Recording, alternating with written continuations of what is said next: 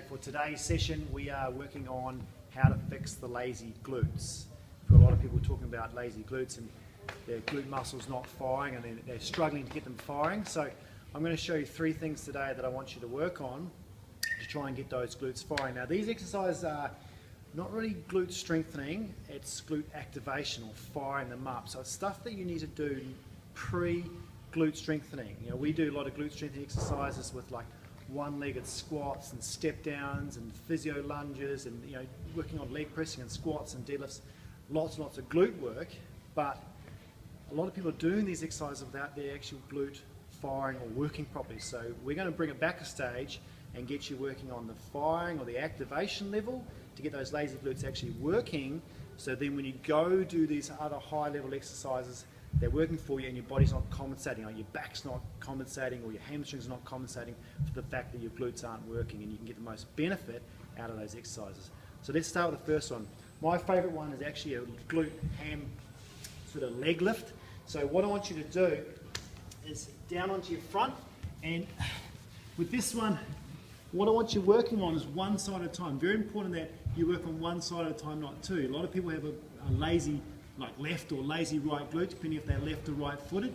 And what you've really got to focus on is making sure you've got one hand on that glute. And we're talking about the glute max. Now remember, the glute max muscle, it works on demand. It's a very complex muscle, very powerful muscle, but it works on demand. It usually works when there's enough load, enough recruitment, then it'll fire up. So a lot of people, they'll raise their leg and their buttock, mine's actually working, but their buttock doesn't work, so they raise their leg and it's all floppy in here. Okay, so we've got to get that glute pre-firing by activating it and trying to get your brain switching it on. So what I want you working on is trying to make sure that your glute is fired before you raise your legs. So it's a leg raise, but let's walk you through it. First things first, you can't be in this extended position, otherwise your back's going to fire up all the time. You've got to be in neutral. So what I want you to do is make sure from here, you just do a little tilt back.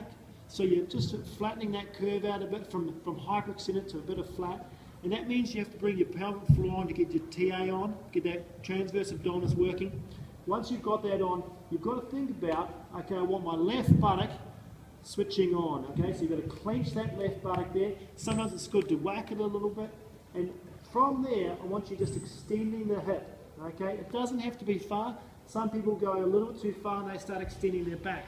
So make sure that stays in neutral, keep that pelvic floor on, clench your buttock, extend your leg, alright? And you can hold it there for a good sort of 3 or 4 seconds to get that activation, even up to 10 to get more activation, more endurance in it, and then release and down. And I like to have my head here so I can concentrate, really think about it, pelvic tilt, pelvic floor on, TA on, clench my buttock, raise my leg, hold it there, get some really good activation, and down. And I'd work on about sort of 10 repetitions in a set, get a good 2 or 3 sets out before you move on to the next exercise. So that's your glute activation for prone glute ham raise. Really good exercise. The second one is going back to a little bit of Pilates, going into doing bridges. Now, listen, these are very low level exercises, but they're great for activation. They're great for getting those lazy muscles switched on.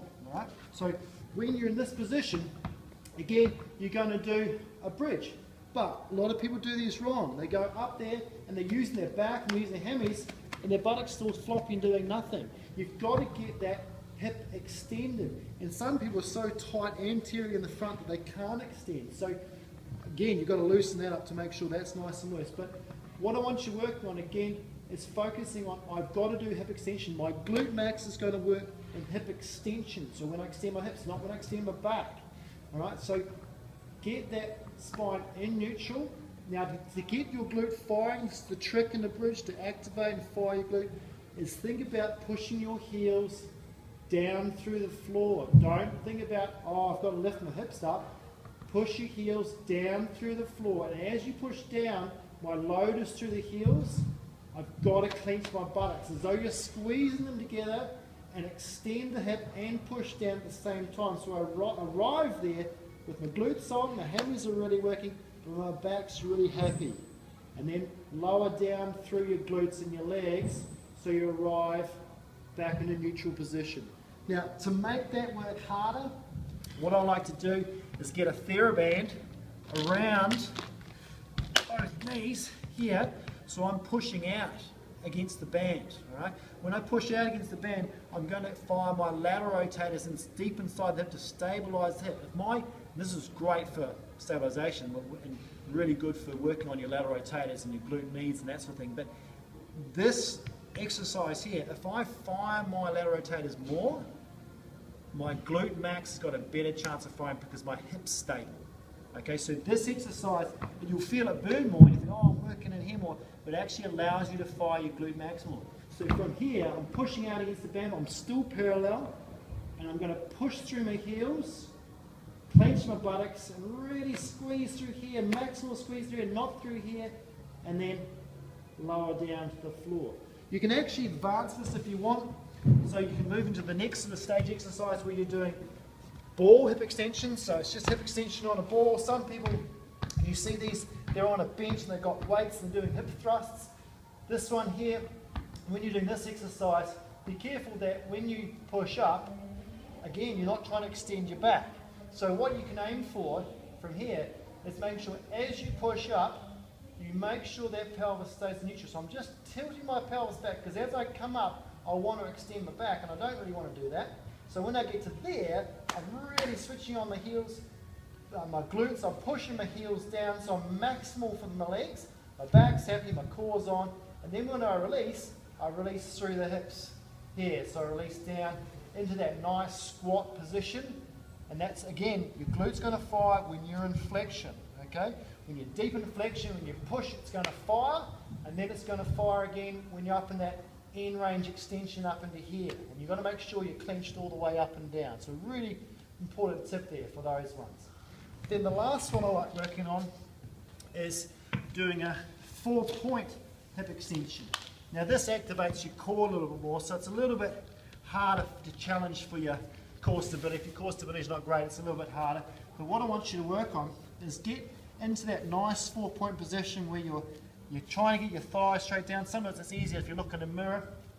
And I want you working on making sure that lower back is neutral, pelvic floor is engaging your TA, and you're going to put weight through your hands, make sure your shoulders are protracted, and you're going to extend one leg up like that.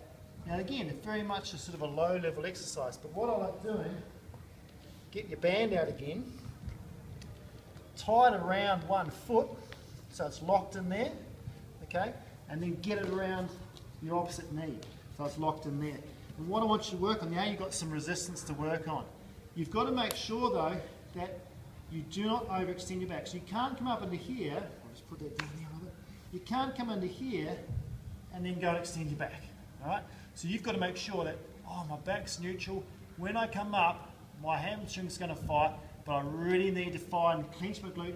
Think about pushing your heel up to the ceiling, and as you go high, you've got to really fight here. Make sure that back's not working too hard. Make sure it's all glute here and all abdominal or anterior section here. Push as high as you go, really get that contraction, and then down. So it doesn't have to be a heavy load, and it's definitely not a heavy load like you would doing a squat or a deadlift, but you're getting really maximal workout on the glutes because you're contracting and squeezing as much as possible over a long period of time, over that sort of 10-second period. So work on those 3 exercises, and that'll start activating your glutes, stop you sort of having them too lazy when you do your normal exercise, and then you'll find that you'll get better control, better activation, and those strengthening exercises that use your glutes actually work for you.